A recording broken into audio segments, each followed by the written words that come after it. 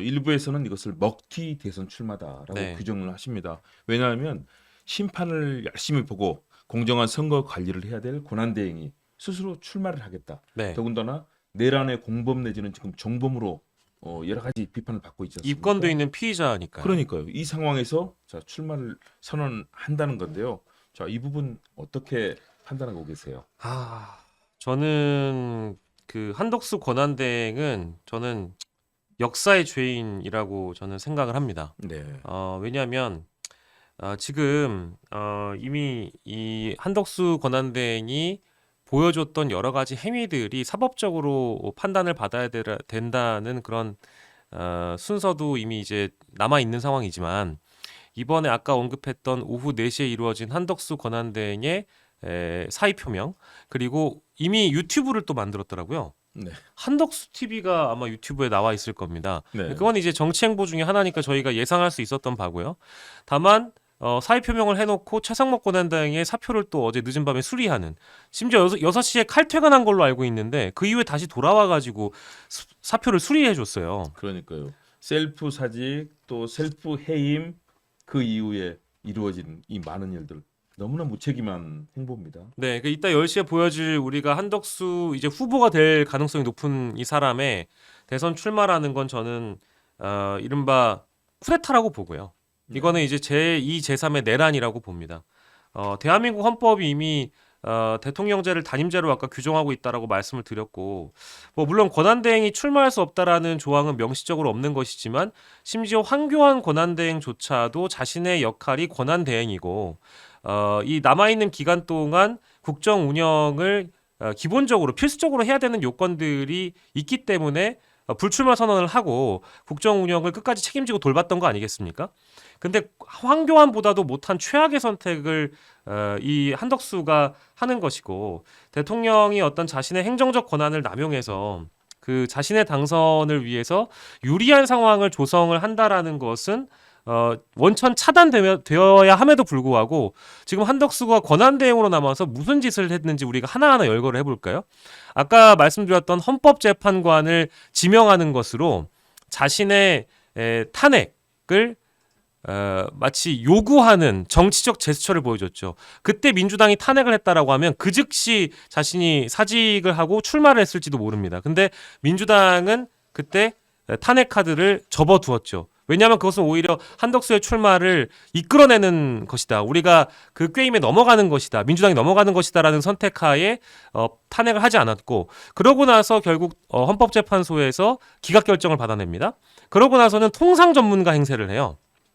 권한대행이 경제에 우리 어떤 국가의 통상 가장 전문가는 전문가죠. 그런데 예. 실패한 통상 전문가. 그렇죠. 또 예. 왜냐하면 통상 분야를 담당했던 관료이기 때문에 통상교섭본부장도 그럼요. 하고 전문가는 전문가임에 틀림없는데 네. 했던 그 통상 협상마다 다 실패를 했습니다. 네. 마늘 협상도 그렇고 그런 예. 면에서 경질됐던 인물 아닙니까? 그렇다면 유능한 통상 전문가가 아니라 예. 항상 실패했던 인물이기 때문에 예. 거기에 대해서도 사실은 국민들께서 과연 신뢰를 하실까요? 예, 저도 뭐 신뢰하지 않으실 거라고 보고 이게 어디까지나 오늘 출마 선언을 위해서 너무 많은 이 행위들이 당선에 유리한 상황에 복선을 만들어 놓은 것이다. 즉 실패한 통상 전문가의 이력을 가지고 우리가 지금 국가적으로 가장 중대한 선택을 할지 모를 한미 이 통상 협상과 관련돼서 직접 뛰어드는 거예요. 그렇죠. 아니 권한대행이 굳이 30일 뒤면 대통령이 뽑히는 와중에 경제부총리를 미국에 보내서 통상 협상을 한다? 이것은 우리 국민이 그 권한을 허락한 적이 없어요. 게다가 권한대행은 파면된 윤석열 대통령의 권한을 대행하는 것입니다. 그러면 권한이 없다라고 봐도 사실 무방할 정도죠. 그렇죠. 근데 직접 나서서 팔을 걷어붙이고 통상 협상을 한다? 혹은 해군 장관을 만나서 우리가 미국 조선업을 위해서 대한민국이 해야 할 일이 있다? 이런 식의 언급을 한다는 것은 통상 전문가 혹은 안보 전문가, 경제 전문가, 국정을 안정적으로 운영할 수 있는 최적임자 이제 이런 이미지를 형성하기 위해서 그동안 이 권한대행의 행보를 계산할 수밖에 없는 거거든요. 어제 오늘 했던 얘기 중에 하나가 두 가지 길이 있는데 네. 안정적인 관리를 하는 그 길과 더 큰 책임을 가진 길을 가겠다라는 그런 얘기를 했잖아요. 여기서의 더 큰 책임, 바로 그런 이 여러 가지 선거를 위한 행보를 조성해 놓고 예. 더 큰 책임을 통해서 선거에 나서겠다는 명분을 축적해 온 예. 바로 그런 말씀이신 거죠. 맞습니다. 그러니까 더 이게 큰 뭐 책임이란 말이 저는 정말 너무나 충격적이었어요. 국민들이 과연 그동안 했던 무능했던 한덕수 대행의 행보를 보면서 이분에게 더 큰 책임을 맡길까요? 예. 유능했던 그리고 일 잘하는 사람에게 더 큰 책임을 맡기는 거지 모든 행보마다 관료주의로서 실패했던 분이 더 큰 책임을 얘기하는 거 많은 분들이 충격적으로 받아들이신 것 같아요. 아니 그러니까 책임을 질 거면은 이번 내란 사태에 대해서 책임을 지고 이 다음 선거가 치러질 때까지 선거 관리를 하고 필수적인 국정 운영 정도까지만 그렇죠. 맡아두고 다음 정권으로 이제 이양이 되는 것이 이 남아 있는 국무위원들의 역할 아니겠습니까? 근데 적극적 권한을 행사하지 말아야 할 곳에 적극적인 권한을 행사하고 혹은 정말 형식적으로라도 결재가 필요한 곳에는 결재를 하지 않고 뭐 그렇죠. 재판관 임명이라든지 모든 것들을 이 최상목 권한대행과 한덕수 권한대행이 다 망쳐놨기 때문에 이분들은 사법적으로 차후에 처단받을 가능성이 매우 높은 사람들이고요. 뭐 어쨌든 자신이 더 큰 책임을 위해서 출마를 하겠다고 선언을 할지 모르니 그 대선 출마 이후에 한덕수에 대한 평가도 유권자분들이 냉엄하게 해주셔야 되겠다. 다만 좀 불안한 것은 파기환송 선고 이후에 한덕수가 대선 출마를 하게 된다라고 한다면 자신이 가장 유리한 지형에서 출마를 하는 거라고 저도 생각을 했거든요. 왜냐하면 이게 이제 표의 결집을 불러오기에는 가장 좋은 시나리오 중에 하나였기 때문에 이미 4월 4일 윤석열 파면 이후에 보수는 와해됐었습니다. 그렇죠. 현장에 실제 집회를 나가봐도 전광훈의 집회든 대한문 집회든 광화문 집회든 가 보시면 압니다. 텅텅 빈 의자가 많이 보이고요. 실제 나오신 지지자분들의 이 어떤 반응들도 예전만 하지 못합니다. 근데 결국 이 표의 결집을 지지층 결집을 위한 수단과 카드가 필요했는데 그것이 한덕수의 출마인데 한덕수의 출마에 결국 불을 당겨주고 기름을 부어줄 만한 소스는 파기환송심 선고였다. 그렇죠. 저는 이렇게 보고 있습니다. 그리고 여기에 대해서 일부 언론에서 지적하는 것은 이번 상황은 내란 반동 세력의 짜고 치는 고스톱이다. 다시 말해서 탄핵됐지만 파면됐지만 버티고 있는 윤석열과 그 관계자들, 네. 내란 세력들 그리고 그들의 지시와 같이 공모하면서 이번에 이제 출마 선언 계기까지 만들어서 그 연장선을 만들려고 하는 한덕수와 그 관료들 그리고 이번 사법부 판결들 다시 말해서 사법 쿠데타 세력까지 연계가 되면서 만들어내고 있는 한편의 지금 보수 세력의 다시 한번 재편의 드라마다라고 네. 평가를 많이 해주시는 것 같아요. 네, 맞습니다. 그러니까 저는 이게 이제 윤석열은 파면됐지만 윤석열의 잔재들이 남아서 쿠데타의 연장을 하고 있다라고 봐야 될 것 같거든요. 그래서 그 역사적인 우리가 뭐랄까 그 장면들을 가슴속에 담아두고 아직 분노를 사그러뜨리는 단계였었잖아요. 근데 이제 오히려 불을 당겨준 거라고 봅니다. 오늘의 출마 선언도 결국에는 표의 결집을 양쪽의 결집을 불러일으킬 수밖에 없는 상황인데 누가 더 잘 결집하고 누가 더 반내란의 그 선봉장이 될 것인지 유권자 여러분 한 분 한 분이 선택할 수 있는 기회가 이제 6월 3일에 나타날 것 같습니다. 맞습니다. 일단 세 가지 약속을 했습니다. 첫 번째는 바로 개헌을 하겠다. 그래서 2년차까지 개헌과 관련돼서 저희 완료를 한 뒤에 3년 차의 선거를 통해서 본인은 완료하고 사임하겠다. 두 번째는 통상 해결. 그동안의 많은 관료로서의 경험, 통상 경험을 통해서 대한민국 통상을 성공시키겠다. 세 번째는 국민 통합과 약자 동행의 정치를 하겠다. 그래서 국민 동행이라고 얘기를 했습니다. 이 세 가지를 이루겠다라는 그런 의지를 표명했는데요. 자, 하나하나 조목조목 짚어보도록 하겠습니다. 우리 이진동 대표님 오셨습니다. 네, 안녕하세요. 네, 대표님 항상 명쾌하고 또 정확한 해설을 해주시는데요. 보시면서 어떤 느낌 드셨습니까? 명쾌한 해설이라 그랬는데 네, 그 대부분 전원 합의체 그 빨리 회부한 거 있잖아요. 초고속으로 회부해가지고 네네. 초고속 심리한 거 거기에 대해서 상고 기각이라고 이렇게 예상을 했었는데 90% 확신한다. 그리고 뭐 한 10% 정도 파기환송 뭐 그 가능성 있다. 그런데 거의 상고 기각될 거라고 했는데 저도 어제 깜짝 놀랐습니다. 그래서 그렇죠. 오늘 방송을 나와야 되냐 말아야 되냐 아니 고민을 아마 전 세계 상식 있는 분이라면 거의 99% 그런 예상을 했기 때문에요. 거기에 부합된다고 보시고요. 아니 그러니까 제가 좀 너무 나이브한 거 조희대 대법원장이라든가 지금 현재 대법관들에 대해서 좀 나이브한 게 본 거 아니냐 제 스스로 조금 반성을 해봤습니다. 박영식 평론가께서도 반성을 하셨습니다. 그래요? 아마 많은 분들이 그러실 네. 텐데요. 가슴 아픈 일이고요. 어떻게 보신 그- 말씀해 이거 주시죠. 한덕수 이건 지금 세 가지 방금 얘기하신 대로 바로 개헌하겠다, 통상 해결하겠다, 그리고 국민 통합 세 네, 가지 세 가지 이 약속했습니다. 약속을 했는데 이게 다 모순되지 않습니까? 근데 왜 모순이 되냐면 1년 차, 2년 차, 3년 차에 개헌하겠다는 거거든요. 그렇죠. 3년 차에. 총선이 2028년이면 4년 차에 있거든요. 25, 26, 27, 28. 그럼 27년에 총선을 앞당기겠다는 얘기 같아요. 예, 3년 차에. 네, 네. 근데 그것과 통상 해결하는 지금 굉장히 통상 문제 중요하죠. 근데 개헌은 우리가 흔히 얘기하기에 블랙홀이라고 얘기하지 않습니까? 근데 블랙홀인데 개헌을 얘기를 하면서 통상도 해결하고 또 국민 행복을 얘기하고 통합을 얘기하고 이 언제 이런 정책을 펴겠다는 겁니까? 개헌하겠다면서. 그러니까 사실은 이 말로만 지금 말잔치만 하는 것뿐이지 내용은 없습니다. 그 솔직히 말해서 한덕수가 대통령 꿈을 언제부터 꿨겠습니까? 그러니까요. 저 비상- 처음 들어봅니다. 저렇게 강한 어조로. 저도 평생 저 봐왔는데. 윤석열이 예를 들어서 윤석열 그 파면 결정이 되고 나서 네네. 그 전까지도 한덕수는 돌아올 거라고 생각했다고 보잖아요. 분위기가 그렇게 있었으니까. 맞습니다. 그게 4월 4일입니다. 그럼 4월 4일부터 오늘이 5월 2일인데 그 한 달도 안 되는 기간에 이 사람이 어떤 대선 준비를 했다고 볼 수 있습니까?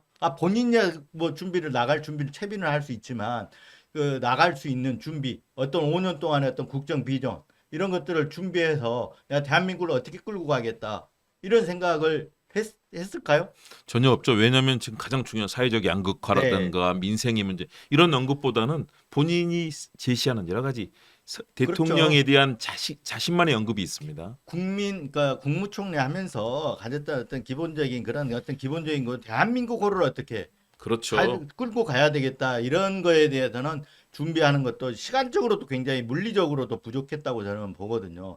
그런데 급조해가지고 정말 이렇게 나와가지고 뭐 지금 토론한 게 아까 세 가지 약속 같고 어떻게 진짜 그 땜빵 대통령을 좀 해보겠다.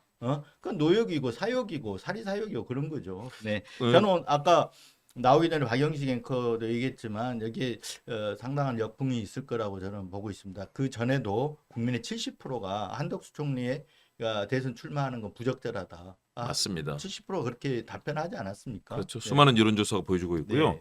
오직 국리민복이다. 오늘 그런 얘기를 했습니다. 그러나 그동안에 한덕수 대행에게 가졌던 이미지와 별칭들이 있습니다. 첫 번째 제가 기억나는 게 해바라기 형의 네. 삶이다. 두 번째는 기회주의적인 삶을 살았다. 네. 그리고 세 번째는 위선과 무능이라는 통상 실패라든가 사실은 국정 현안에서 본인은 열심히 살았다고 하지만 대부분이 다 실패와 무능으로 점철이 됐습니다.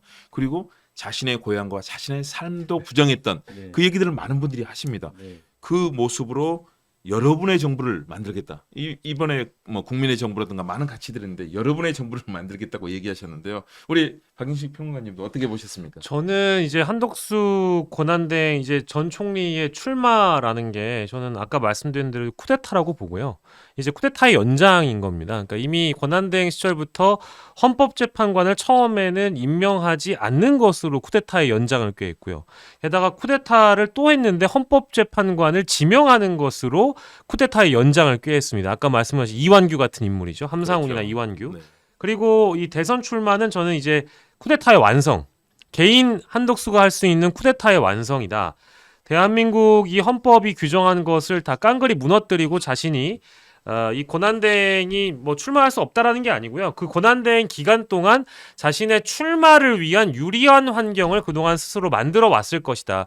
실제로 행정 조직을 동원해서 출마 선언을 꾀했다라는 거잖아요. 이미 뭐 총리실에 있는 직원들을 대선 출마 이전부터 대선 준비를 시켰다라는 보도가 있습니다. 이게 국정원 또 직원 예. 논란도 있습니다. 그러니까 이거 선거법 위반 아니냐. 그렇죠. 이제 이런 의혹 보도가 이미 나왔고요. 그리고 윤석열 정부 퇴직 관료들을 정말 빠른 속도로 우리가 알게 모르게 공공기관의 이 산하 기관장으로 임명하는 것. 이런 것들도 알박기 시도를 통해서 행정조직 수장이라는 권한을 남용한 행위고 조직을 동원해서 일종의 이 사람들에게 뇌물을 준 겁니다. 그러니까 내가 대통령 선거에 출마할 거니까 내가 너를 알박기를 해줄게. 나중에 나를 찍어줘라. 이제 이런 거래가 얼마든지 성립될 수 있는 거 아니겠습니까? 이제 그런 차원에서 본다면 이거 이제 세 번째 쿠데타의 저는 뭐 완성이라고 보고요. 아까 이 출마 선언을 보니까 죄송한데 좀 사람한테 역스럽다는 표현을 쓰기가 좀 그렇거든요. 근데 정말 조악합니다. 그러니까 즉 첫 번째로 한덕수가 얘기한 것은 개헌하겠다라는 건데 뭐 주류 언론들과 보수 성향의 언론들이 이제 개헌을 어머니의 집밥처럼 여기는 게 분명히 있잖아요. 노래를 부릅니다. 근데 총선과 대선을 함께 실시하겠다. 우리가 견제와 균형의 원리라는 게 분명히 있는 거거든요. 근데 총선과 대선을 함께 실시해가지고 행정부와 입법부의 모든 권력을 다 가져가겠다는 얘기입니까? 저는 이런 개헌의 절차에 대해서 누가 동의하겠는가? 그리고 국민투표를 그때 붙이겠다는 얘기 아니겠어요? 저는 이런 방식 자체가 일단 이 쿠데타의 연장이라고 또 보는 것이고요. 두 번째는 아까 저희가 짚었던 대로 실패한 통상 전문가입니다. 그래서 이거는 뭐 더 짚을 필요가 없는 것 같고 국민 통합을 이야기한다? 누가요? 내란의 끈앞풀들이 국민 통합을 얘기합니까? 내란의 가담자로 입건돼 있는 피의자가 국민 통합을 얘기합니까? 이거는 어마어마한 역풍에 직면할 것이다. 전 뭐 이렇게 봅니다. 그 나온 언급 중에서 거국 통합 내각을 하겠다. 그리고 협치를 하겠다라는 그런 얘기가 나옵니다. 과연 그런 리더십과 또 국민적 신뢰 이런 것들이 뒷받침한 지도자가 할 수 있는 일일 텐데 그동안 살아왔던 삶이라든가 사실상 관료의 쿠데타라고 볼 수 있는 부분이거든요. 군인의 쿠데타, 대통령의 친일 쿠데타, 그리고 어제 사법 쿠데타. 오늘은 저는 관료의 쿠데타라고 보는데요. 그런 측면에서 과연 그동안 살아왔던 삶이라든가 이력으로 봤을 때 그리고 국민들의 신뢰받지 못하는 모습으로 더군다나 심판이 지금 선수가 되겠다고 나온 것 아니겠습니까? 그 전반적인 것들이 국민적인 동의를 얻는 거 쉽지 않을 것 같습니다. 어떻습니까, 대표님?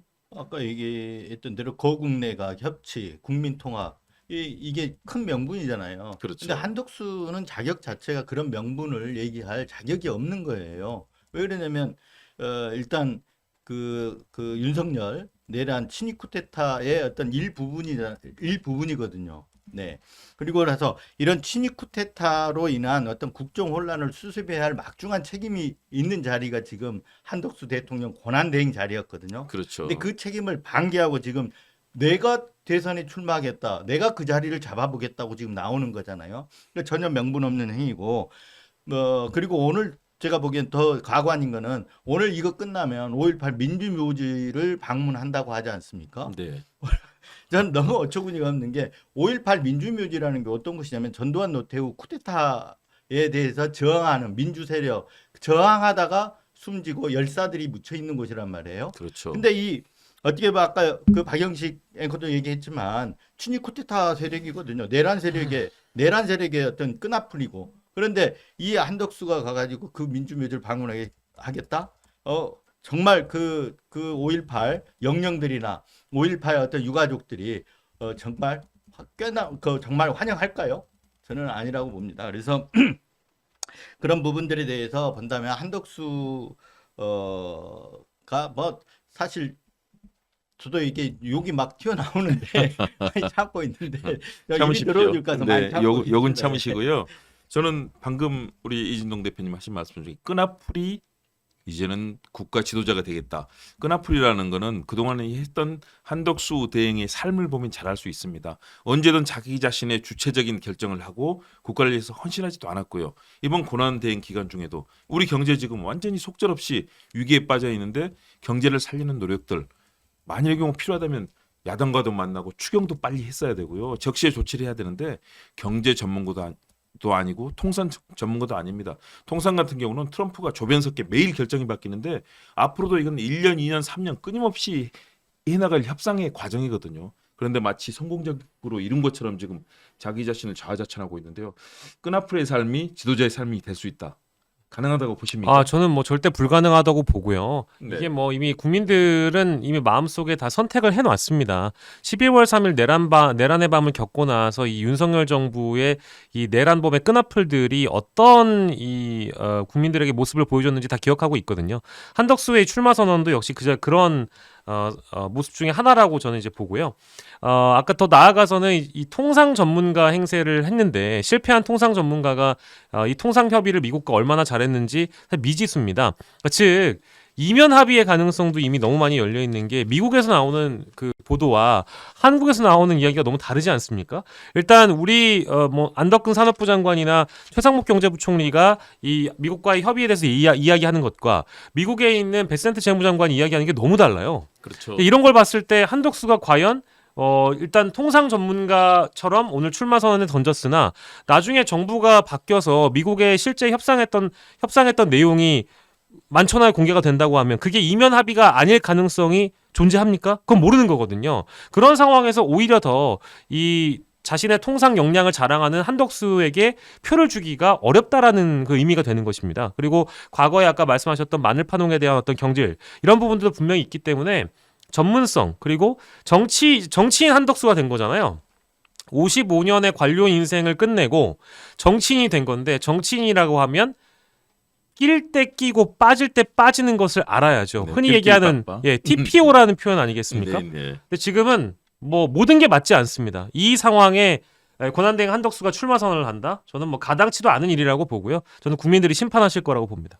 이 연설문을 보면 네. 연설문이 너무 조악합니다. 왜냐하면 국정에 대한 큰 그림, 지도자로서의 포부, 그리고 한국 사회가 당면한 현안에서 하나하나 어떤 과제를 해결할 것인가 이게 나와야 되는데 지금 외교 문제, 남북 관계, 또 미국과 중국의 갈등 속에서 이루어지고 있는 여러 가지 현안들도 있고요. 또 복지 문제, 인권, 노동, 환경 수많은 현안들이 있는데 이런 부분들을 어떻게 좁혀나갈 것인가. 그리고 지금 세계사적인 문제가 이 사회적 양극화 아니겠습니까? 이 경제적 양극화인데 이런 비전은 전혀 없이 소위 말하는 이 그동안 국민의힘에서 제기했던 개헌 문제 그리고 이 국민적 갈등의 문제 이 얘기만 언급하고 있어요. 너무 저는 연설문으로 봐서는 저도 연설문을 상당히 많이 써본 전문가인데요.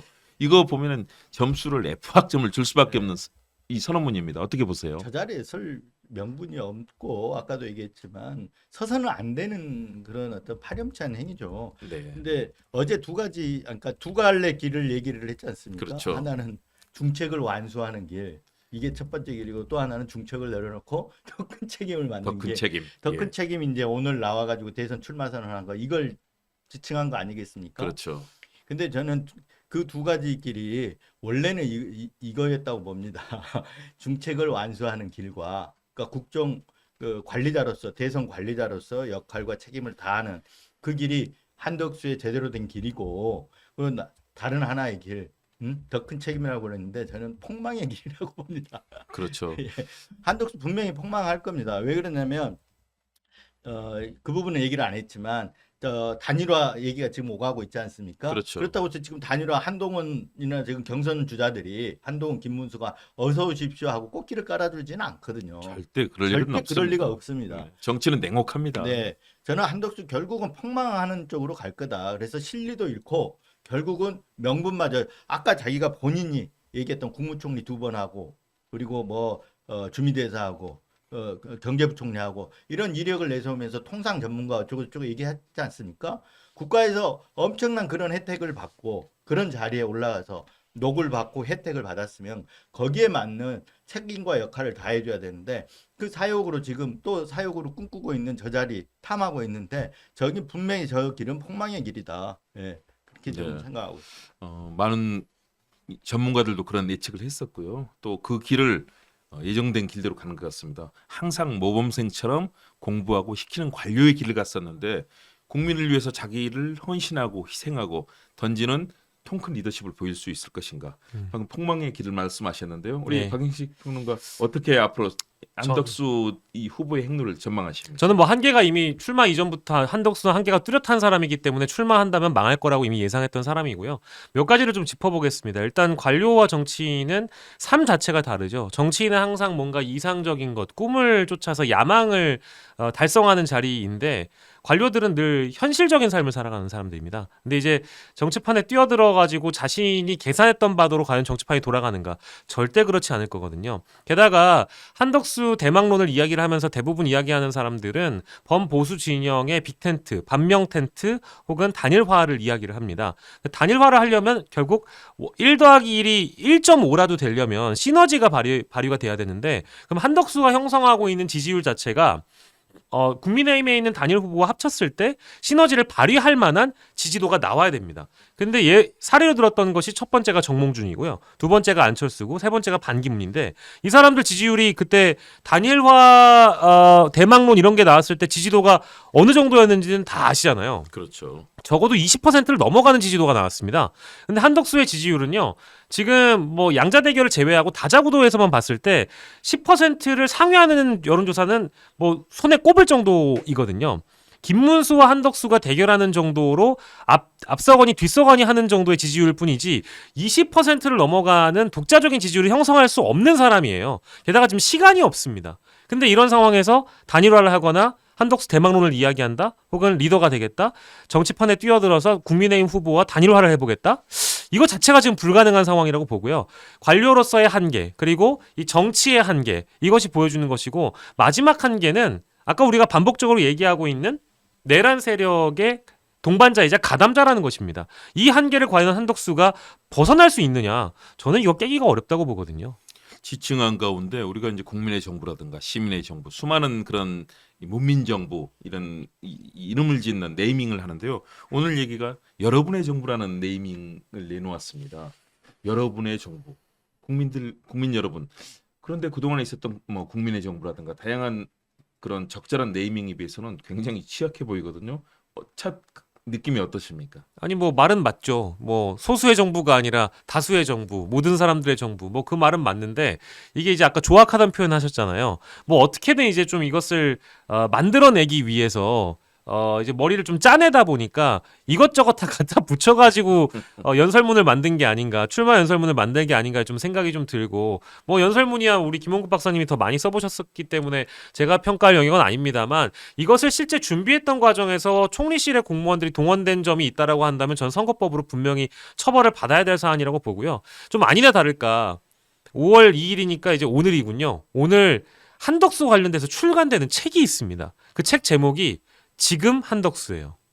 네. 그러니까 이게 지금은 이재명이라는 화두가 떠오르는데 그 얘기도 제가 지금 하려고 했습니다. 표절 아닙니까? 그러니까 이게 원래 이재명 후보가 경선 과정에서 끊임없이 지금은 이재명이다 이 구호를 외쳤었는데 그러니까요. 오늘 나오는 책 제목이 지금 한덕수예요. 이것도 있고요. 그리고 5월 2일을 맞춰가지고 책을 내려고 했다라는 거 그 전에 준비 과정이 있지 않겠습니까? 그렇죠. 이게 뭐냐 이거예요. 제가 그래서 떠오르는 단어가 사기 기획 출마다. 아, 국민들의 마음은 이미 사실은 좋은 지도자, 이 위기를 극복할 좋은 지도자를 뽑고 싶은 마음이 가득하지 않습니까? 예. 그런데 이렇게 사실은 내란 세력과 공모해서 출마하는 5월 2일 기획설까지 이제 얘기하셨으니까요. 예. 저는 그래서 이건 국민을 기만하는 대국민 기만 기획 출마 선언이다. 동의합니다. 이런 느낌이 네. 듭니다. 동의합니다. 너무 안타까운데요. 그 했던 말 중에 가장 오래 해온 사람이다 나는. 그리고 가장 잘할 사람이다. 이 두 가지도 좀 눈에 띄었습니다. 가장 오래 했기 때문에 가장 잘할 수 있을까요?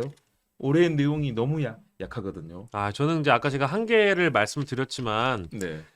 이제 레드카펫 깔아주고 꽃가마 태워주고 임명직 공무원 돼서 적당히 이제 의혹 기사가 나오면 뭉개고 넘어가서 대통령이 임명해주면 법인카드 쓰고 관용 차량 타면서 55년을 살아왔던 이 꽃가마의 삶과 정치인으로서의 삶이 너무나 다르다는 거 본인이 제대로 알고 있을까요? 아마 모를 겁니다. 저 55년 동안 저 성곽에서 살았던 사람이 야생으로 나오는 순간 이제 오늘부터 검증이 뭐 기간은 짧습니다만 그 언론의 검증이 대선 주자로서의 검증이 어떻게 차원이 다른 것인지 이제부터 느끼게 될 겁니다.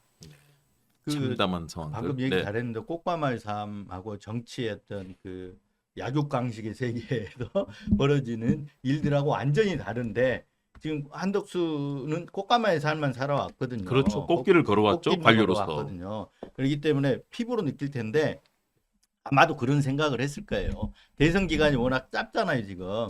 짧으니까 돈도 얼마 안 들어. 32일밖에 안 남았습니다. 하고 그 검증의 시간이 그렇게 많지 않을 것이다 이런 생각을 하는데 저는 완전히 생각 자체를 지금 잘못했다 이렇게 볼 수 있을 것 같고요. 네, 네. 그 대가를 혹독하게 치르지 않을까 이렇게 생각하고 있습니다. 맞습니다. 총리를 하게 되면요. 저도 뭐 주변에서 계속 지켜보지만 엄청난 경호원이 따르고 경호 인력과 함께 관료들의 여러 가지 실무적인 지원 엄청나지 않습니까? 네, 그런 속에서 살아왔기 때문에 방금 표현하신 것처럼 그게 꽃길입니다. 꽃길이죠. 네, 본인이 걱정하고 고민하지 않더라도 많은 사람들이 지원하고 정책 내놓고 또 이미 준비된 페이퍼가 있습니다. 그런데 실제 지도자가 되면 그때는 하나하나의 문구에 대해서 책임을 져야 되고 사람들, 인력, 조직, 자금 스스로 네. 책임져야 되거든요.